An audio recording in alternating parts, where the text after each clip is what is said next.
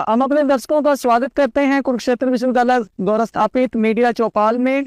और ये हमारे लिए बड़ी सौभाग्य की बात है, हरियाणा की शान, हरियाणा के मुख्यमंत्री रहे और केंद्र में मंत्री मनोहर लाल खट्टर जी हमारे बीच है, और साथ में कुरुक्षेत्र की जानी मानी हस्ती सुभाष सुधा अन्य साथियों के साथ हमारे साथ है।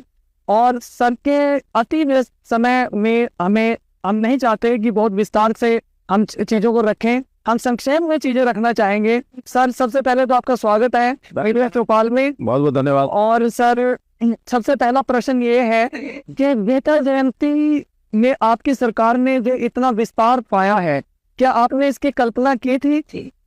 देखिए, जब 2014 में हरियाणा की जनता ने हमको आशीर्वाद दिया, उस समय कुरुक्षेत्र में एक गीता के नाम से मेला छोटा लगता था, और उस मेले को देखने के बाद लगा कि नहीं, जिस प्रकार का गीता का महत्व है, श्रीमद् भागवत गीता के संदेश से हमारा जीवन, जो हमारे जीवन का सार है, जीवन में बहुत शिक्षा मिलती है, प्रेरणा मिलती है।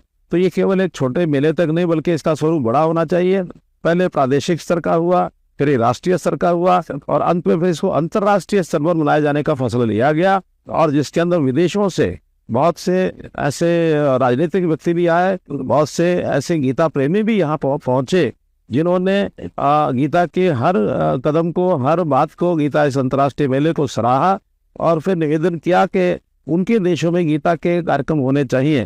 तो अंतर्राष्ट्रीय गीता जयंती का कुरुक्षेत्र में तो ये मेला होता ही है, अब साथ में अन्य देशों में भी वर्ष में एक दो देशों के अंदर ये मेले होते हैं। वास्तव में अब इसने अंतर्राष्ट्रीय स्वरूप यानी एक स्थान ले लिया है, और अब तो कुरुक्षेत्र हरियाणा के अलावा हरियाणा में भी जिला जिला में ये अंतर्राष्ट्रीय गीता जयंती के मेले पर 3-3 दिन के कार्यक्रम होते हैं।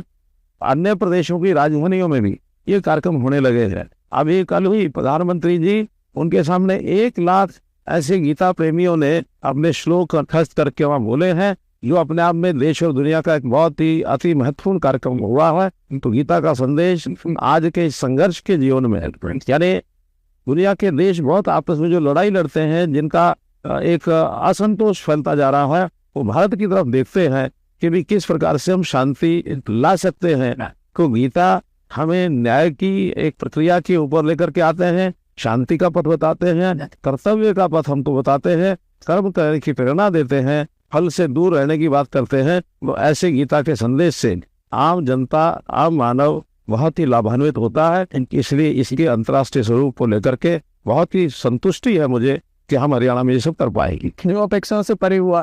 खट्टर में एक बात, इस बार हमारे जो गीता जयंती के महोत्सव में एक और नया नगीना जुड़ गया है। उज्बेकिस्तान, कजाकिस्तान और कई देशों के प्रतिनिधि कलाकार हमारे बीच आए हैं, और वो हरियाणा को उसको जान रहे हैं। तो इसके बारे में भी आप बताएं कि इसको आप एक कला के संगम के रूप में कैसे देखते हैं। वो हरियाणवी भाषा नहीं जानते, फिर भी गीता के बारे में अपनी भाषा में अनुवाद कराकर जानकारी प्राप्त कर रहे हैं। देखिए, संगीत और कला इनकी अपनी एक भाषा होती है।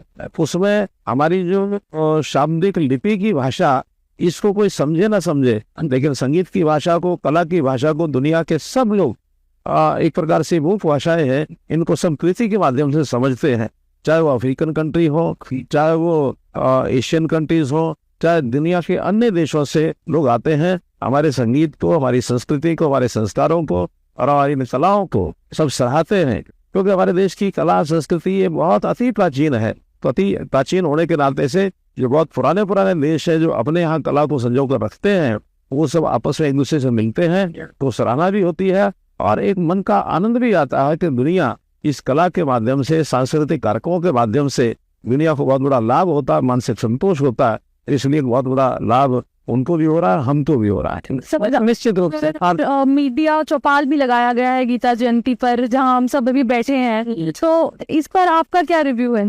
देखिए, ये पहली बार, क्योंकि मैं हर वर्ष आता हूँ इस कार्यक्रम में, तो ये जो चौपाल जो लगाई गई है मीडिया की, इसके माध्यम से आप लोग जो सब लोगों से बातचीत करते हैं, और जो लोग यहाँ नहीं आ पाते हैं, उन तक भी ये सारी बातें पहुँचती हैं। एक बहुत बड़ा कंट्रीब्यूशन आपका ये है, मैं इसकी सराहना करता हूँ। बहुत बहुत धन्यवाद सर। हरियाणा में राम राम, हमारा ये सभी भाइयों, हम सब इकट्ठे होकर चलेंगे और एक मत होकर आगे बढ़ाएंगे। इसलिए आप सबकी ओर से, सबको मैं, मेरी ओर से भी और सरकार की ओर से भी आप सब भाइयों को राम राम कहता हूँ। राम राम, बहुत बहुत धन्यवाद।